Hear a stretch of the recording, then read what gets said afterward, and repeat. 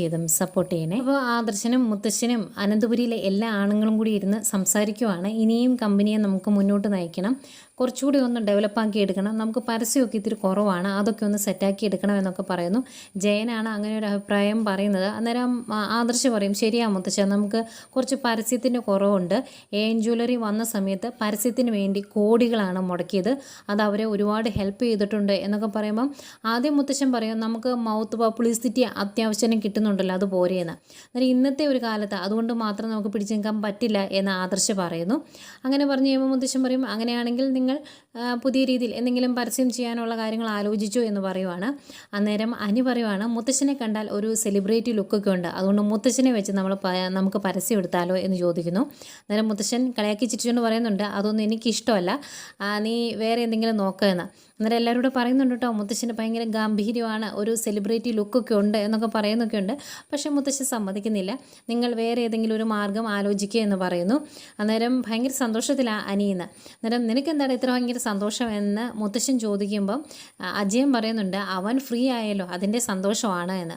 അന്നേരം മുത്തശ്ശൻ പറയുവാണ്, അതെങ്ങനെ അവൻ ഫ്രീ ആകുന്നത്, അടുത്ത ആഴ്ച അവൻ്റെ വിവാഹ നിശ്ചയമാണ്, അത് കഴിഞ്ഞാൽ വിവാഹമാണ്, അത് കഴിഞ്ഞ് നിനക്ക് കുറച്ച് ഉത്തരവാദിത്വങ്ങൾ കൂടി ഞാൻ തരുന്നുണ്ട് എന്ന് പറയുമ്പോഴേക്കും പെട്ടെന്ന് അനിയുടെ മുഖം അങ്ങ് മങ്ങിപ്പോവും. അന്നേരം ആദർശ് കണ്ടോ അവൻ്റെ മുഖം മങ്ങി അത് പറഞ്ഞത് കേട്ടപ്പോൾ എന്ന് പറയുമ്പം, ഇനി മങ്ങിയിട്ടൊന്നും കാര്യമില്ല, ഞാൻ അവന്തിക മോൾക്ക് വാക്ക് കൊടുത്തതാണ്, ഇനി ആ വാക്ക് എനിക്ക് തെറ്റിക്കാൻ പറ്റില്ല എന്നാണ് മുത്തശ്ശൻ പറയുന്നത്. പാവം അനി കേട്ടോ ആകെ വിഷമിച്ചിരിക്കുകയാണ്. എന്തായാലും പുതിയൊരു പരസ്യത്തിന് വേണ്ടിയുള്ള കാര്യങ്ങൾ ചെയ്തോളാം മുത്തശ്ശൻ പറയുന്നു. അതോടൊപ്പം തന്നെ ഇങ്ങനെയുള്ള കാര്യങ്ങളിൽ തീരുമാനമെടുക്കേണ്ടത് ആദർശാണ് എന്നുകൂടി മുത്തശ്ശൻ പറയുന്നുണ്ട്. ഈ സമയം നയന റൂമിൽ അവൾ വരച്ച നയന ഇതിന് ആ കോമ്പറ്റീഷന് വരച്ച ഡിസൈൻസൊക്കെ എടുത്ത് ഒന്നുകൂടി ഒന്ന് നോക്കിക്കൊണ്ടിരിക്കുമായിരുന്നു. ആ സമയമാണ് റൂമിലേക്ക് ആദർശ് വരുന്നത്.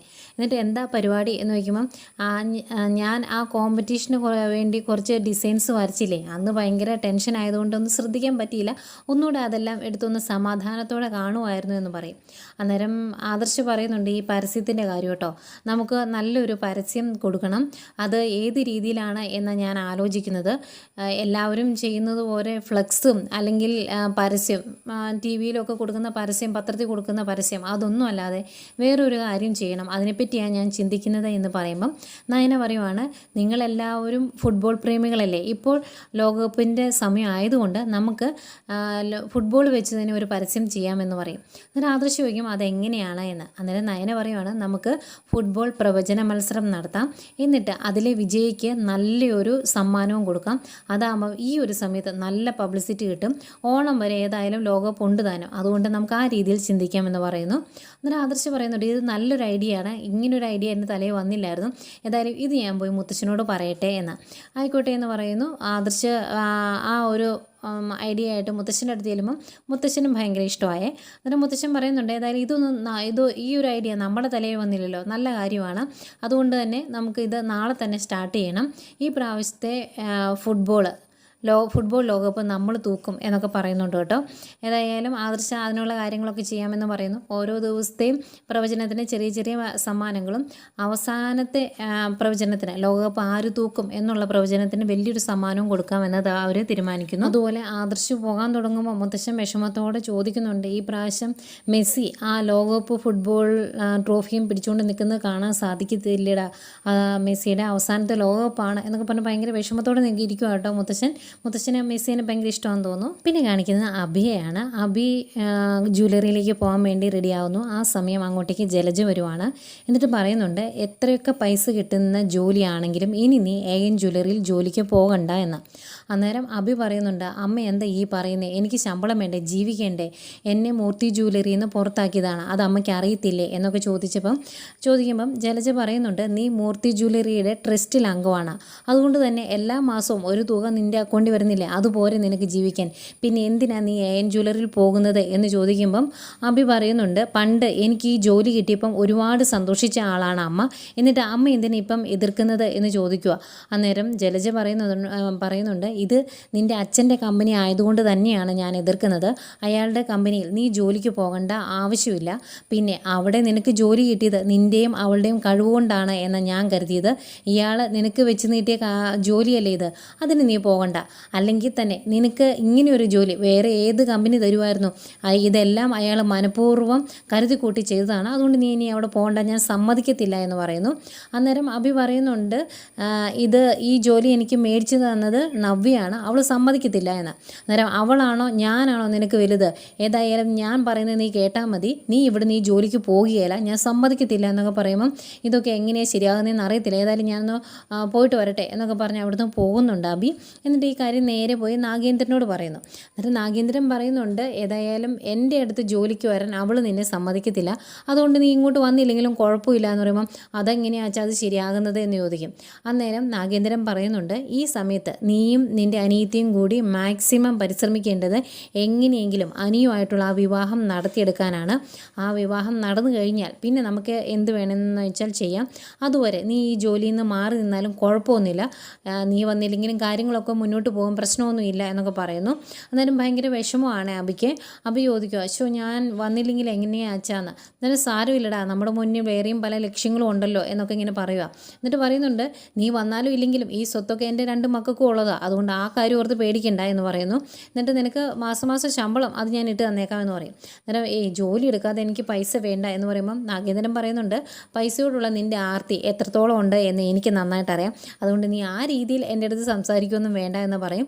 എന്നിട്ട് എങ്ങനെയെങ്കിലും അനിയും അവന്തിയും തമ്മിലുള്ള വിവാഹം ഒന്ന് സ്പീഡപ്പ് ആക്കാനും അത് നേരാവണ്ണം നടത്താനും ശ്രമിക്കുക. പിന്നെ വേറെ ശല്യങ്ങളൊന്നും ഉണ്ടാകാൻ ചാൻസ് ഇല്ല, വീട്ടിലുള്ള എല്ലാവർക്കും ഇതിനോട് താല്പര്യമാണല്ലോ എന്ന് പറയും. അന്നേരം അഭി പറയുന്നുണ്ട്, എനിക്ക് ഈ വിവാഹത്തോട് വലിയ താല്പര്യമില്ല, അതാണ് പ്രശ്നമെന്ന്. അന്നേരം അതൊക്കെ എങ്ങനെയെങ്കിലുമൊക്കെ മാറ്റിയെടുക്കാൻ നോക്കടാ, അതിനല്ലേ നിന്നെ ഞാൻ അങ്ങോട്ട് അയക്കുന്നത് എന്നൊക്കെ പറയുന്നുണ്ട്. ആയിക്കോട്ടെ എന്ന് പറഞ്ഞാൽ അവിടെ നിന്ന് പോരുന്നു അഭി. എന്നിട്ട് വീട്ടിലോട്ട് വരുമ്പം ജലജയാണ് അഭിയെ ഇങ്ങനെ തുടരെ വിളിച്ചുകൊണ്ടിരിക്കുമായിരുന്നു, ഫോൺ എടുത്തില്ല. വരുന്നതേ ദേഷ്യപ്പെടും, നീ എന്തുകൊണ്ടാണ് ഞാൻ ഫോൺ വിളിച്ചിട്ട് എടുക്കാതിരുന്നതെന്ന് ചോദിക്കുമ്പം മനഃപൂർവ്വം എടുക്കാതിരുന്നതാണ്, നല്ല വിഷമത്തോടെ ഞാൻ തിരിച്ചു വന്നേക്കുന്നത്, അമ്മയുടെ നിർബന്ധം കൊണ്ട് മാത്രം ഞാൻ എൻ്റെ ആ ജോലി AN ജ്വല്ലറിയിലെ ജോലി രാജിവെച്ചു എന്ന് പറയുമ്പോൾ നീ ആടാ എൻ്റെ മോൻ എന്നൊക്കെ പറയുന്നുണ്ട്. എന്നിട്ട് ചോദിക്കും, അവൾ ആ മോഡലുകാരി ഉണ്ടല്ലോ, അവൾ രാജിവെച്ചോ എന്ന്. അവളുടെ കാര്യം എനിക്കറിയത്തില്ല, അവൾക്ക് ഇഷ്ടമുള്ളതുപോലെ അവൾ ജീവിക്കുള്ളൂ എന്ന് പറയുമ്പോൾ അതൊന്നും ഇവിടെ നടക്കത്തില്ല, നമുക്ക് നോക്കാം എന്ന് പറയുന്നു. എന്നിട്ട് പറയുന്നുണ്ട്, നിൻ്റെ അച്ഛൻ അത്രയും ദുഷ്ടനാണ്, അതുകൊണ്ടാണ് അയാളുടെ കീഴിൽ ജോലി ചെയ്യാൻ നീ പോകണ്ടെന്ന് ഞാൻ പറഞ്ഞത് എന്നൊക്കെ പറയുമ്പം അഭി ചോദിക്കുന്നുണ്ട്, അച്ഛൻ എന്ത് തെറ്റാണ് അമ്മയോട് ചെയ്തത്, അമ്മ എന്തിനാണ് അച്ഛനെ ഇങ്ങനെ ഭയക്കുന്നത്, ഇതിൻ്റെ പിന്നിൽ എന്താണ് കാര്യമെന്ന്. അന്നേരം ജലജ ഒന്ന് പതറും. എന്നിട്ട് പറയുവാണ്, അതിനെപ്പറ്റി ഒന്നും നീ എന്നോട് ചോദിക്കണ്ട, ഇനിയിപ്പോൾ നീ ഇതിനെക്കുറിച്ച് നിൻ്റെ മുത്തച്ഛനോട് ചോദിച്ചാലും മുത്തച്ഛനൊന്നും പറയാനൊന്നും പോകണമെന്നില്ല, നീ അതൊന്നും അറിയണ്ട എന്ന്. അന്നേരം അഭി പറയുന്നുണ്ട്, ആ കഥയും എന്തെങ്കിലും എൻ്റെ ചെവിയിലെത്തും, അന്ന് ഞാൻ അതിന് മറുപടി പറഞ്ഞോളാം എന്ന്. അന്നേരം ഭയങ്കര ടെൻഷനുണ്ട് കേട്ടോ ജലജയ്ക്ക്. ജലജയുടെ കയ്യിലിരിപ്പ് കൊണ്ടാണ് ഈ പ്രശ്നങ്ങൾ മൊത്തം ഉണ്ടായതെന്ന് ആ ഒരു എക്സ്പ്രഷനിൽ നിന്ന് നമുക്ക് മനസ്സിലാവും. ഏതായാലും ഇതെല്ലാം കഴിഞ്ഞ് അഭി റൂമിലോട്ട് ചെല്ലുമ്പം ഡേവിഡ് സാറ് വിളിച്ചു എന്ന് പറഞ്ഞ് ഓഫീസിലേക്ക് പോകാൻ വേണ്ടി റെഡിയാകുവാണ് നവ്യ. അന്നേരം നവ്യ ഞാൻ ഡേവിഡ് സാറിനെ കണ്ടിട്ട് വരാം എന്ന് പറയുമ്പം അഭി വിഷമത്തോടെ പറയുന്നുണ്ട്, AN ജ്വല്ലറിയിലെ ജോലി ഞാൻ രാജിവെച്ചു എന്ന്. അന്നേരം നവ്യ ചോദിക്കും, നീ എന്തിനാ അത് രാജിവെച്ചത്, നിനക്ക് അവിടെ നല്ലൊരു ജോലിയും ശമ്പളവും ഒക്കെ ഉണ്ടായിരുന്നതല്ലേ, പിന്നെ എന്തിനാ എന്ന് ചോദിക്കുമ്പം അച്ഛൻ്റെ സ്ഥാപനമാണല്ലോ AN ജ്വല്ലറി, അതുകൊണ്ട് അവിടെ ജോലി ചെയ്യാൻ അമ്മ എന്നെ സമ്മതിക്കത്തില്ല എന്ന് പറയുന്നു.